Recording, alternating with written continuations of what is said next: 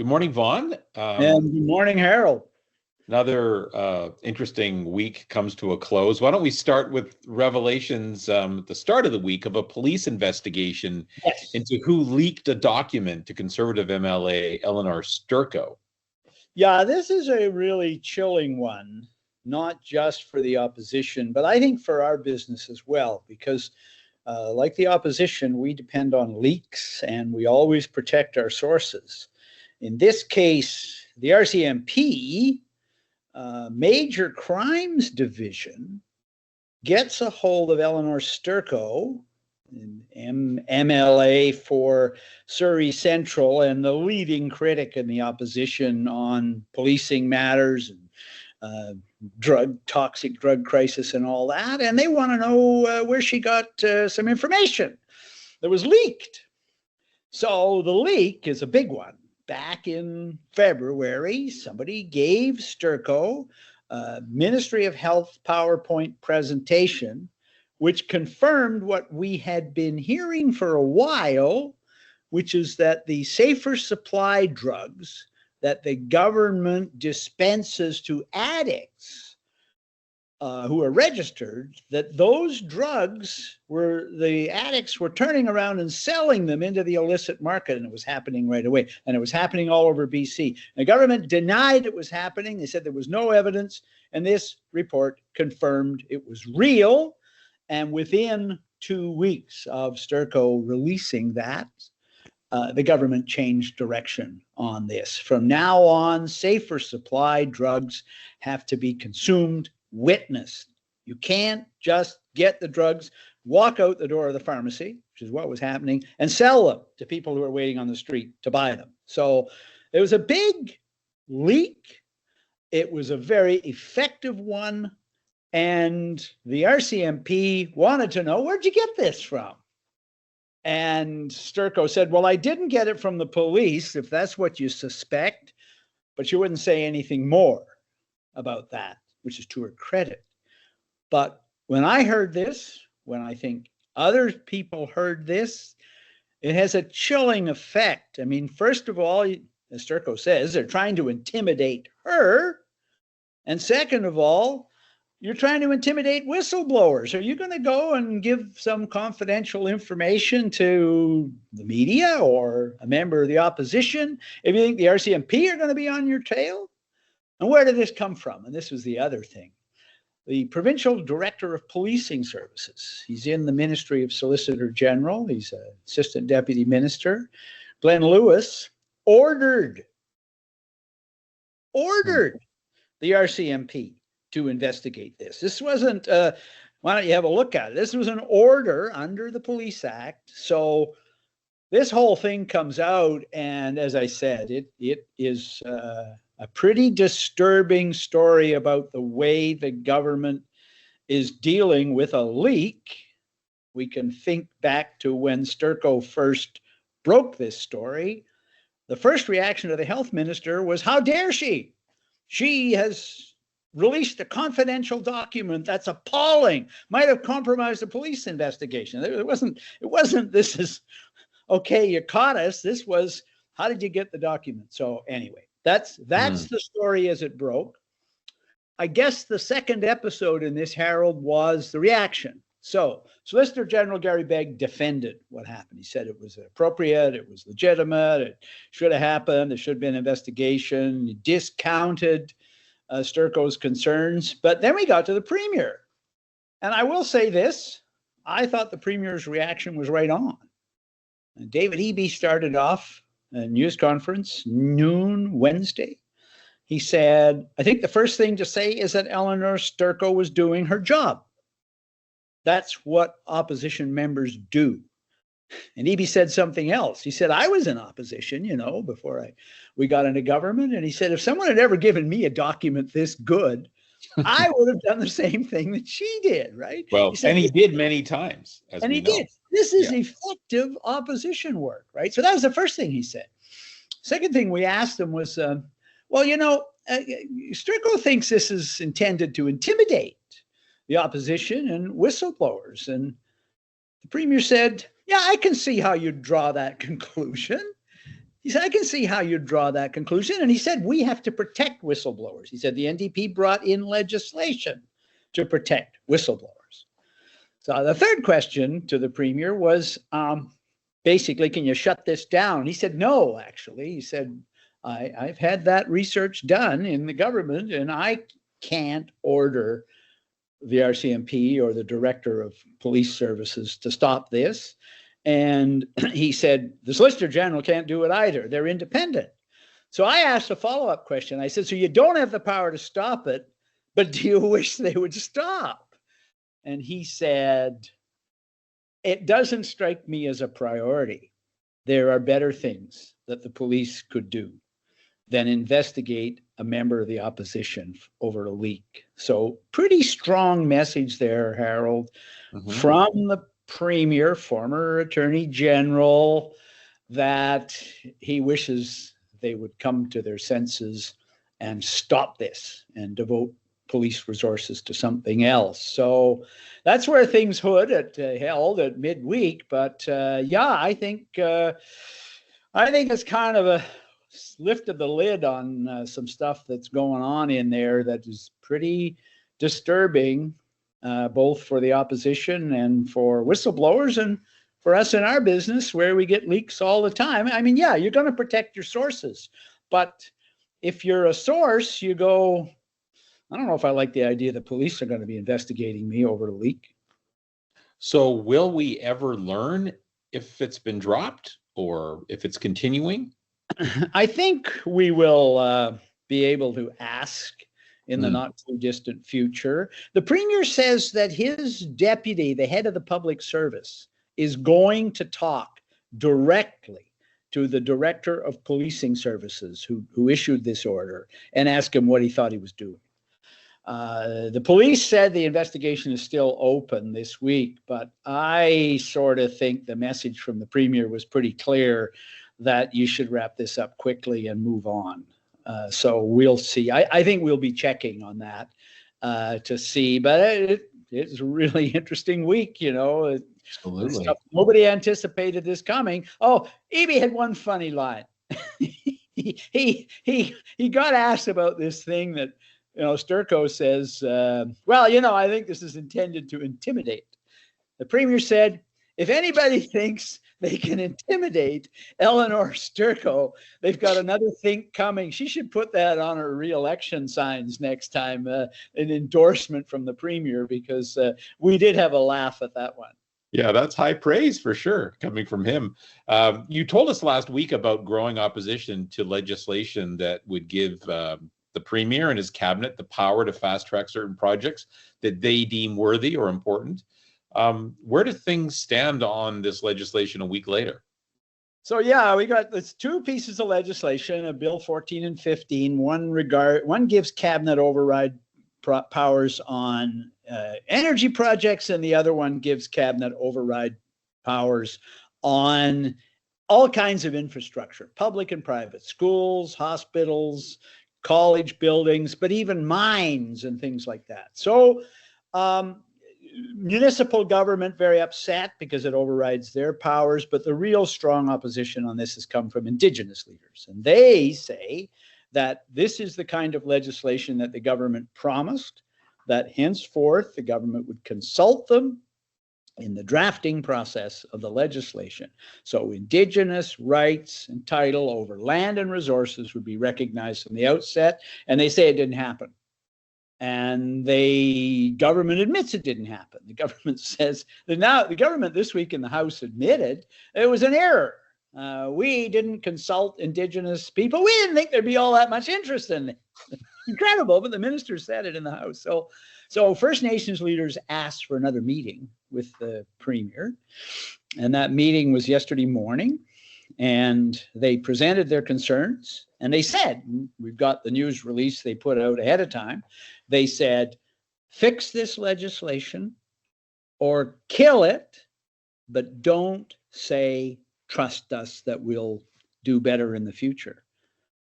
Afterward, we got a press release from it's a group of Indigenous leaders. It's the major organizations in the province working together that represent Indigenous people. And they said they got nowhere. They said they're deeply disappointed. The Premier indicated to them that he's going to go forward with this legislation. He's proceeding, and basically trust us. The very thing they didn't want to hear. Premier himself put out a news release right afterward, and he said, I told them that we're going to respect Indigenous rights, and there will be no projects approved without Indigenous consultation, and we're going to consult them on the regulations under this legislation. But they're pressing on. Bill 14 cleared a key vote in the legislature yesterday. The House is adjourned next week. It'll be back for the last week of May, but they've indicated, Harold, that they're going to put this through. They've got the votes to do it. They are going to cut debate off on these bills now, let's see, May 28th, which is a Wednesday, and the House adjourns on the 29th. So it's full speed ahead on this. I'm surprised a bit. You know, the NDP has worked so hard at reconciliation with First Nations. I'm surprised that the First Nations got nowhere on this. The government had the option to, the House isn't over for this year. It's coming back in the fall. They could have said, we're going to pause this legislation, not pass it, and we're going to spend the summer doing the consultations we should have done, and we may even amend it in the fall. That would have been a reconciliation approach, but they want these bills, and they don't want any more examples of them backing off under pressure.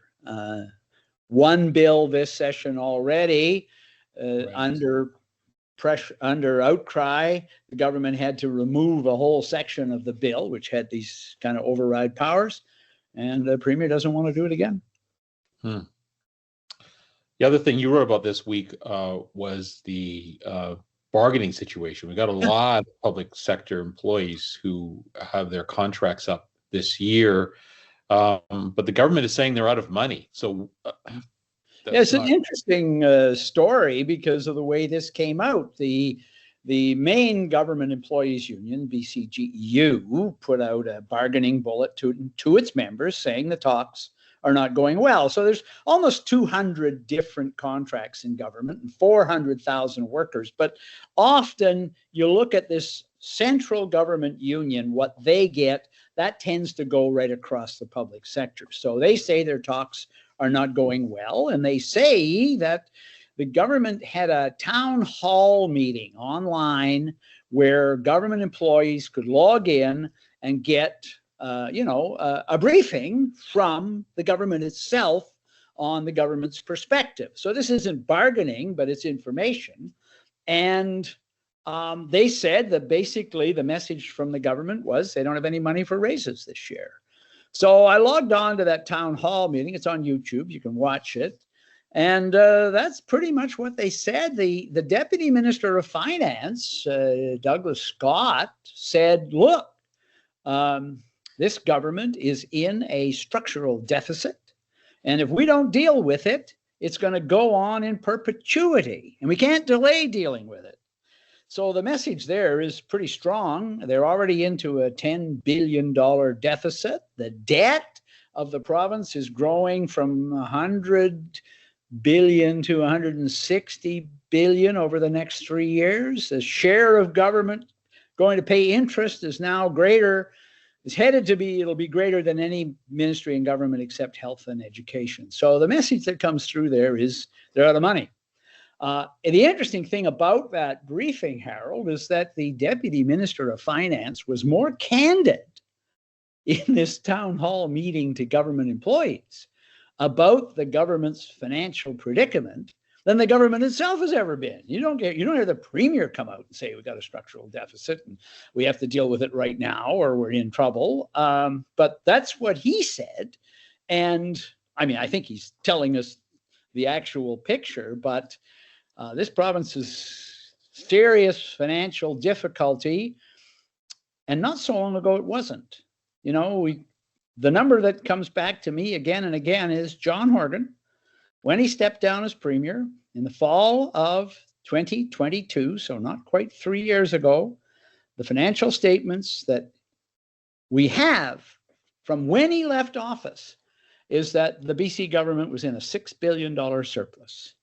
It's now in a $10 billion deficit under David Eby, and that didn't take us long to get there.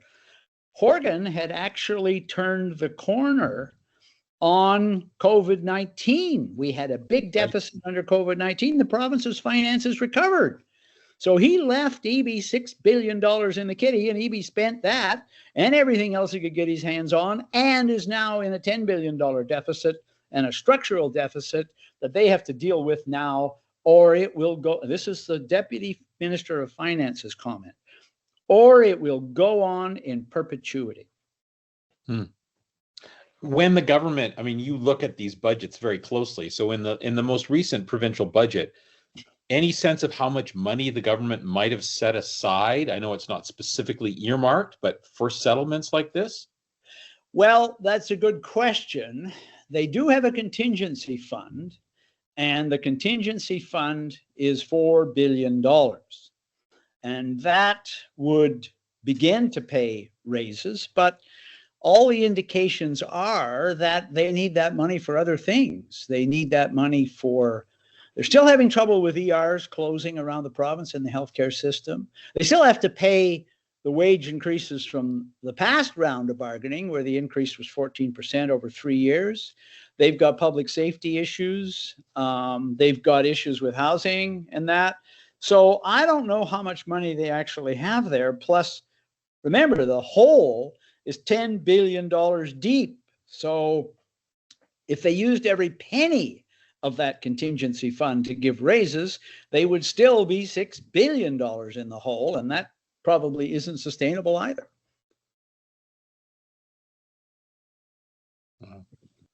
Big challenges.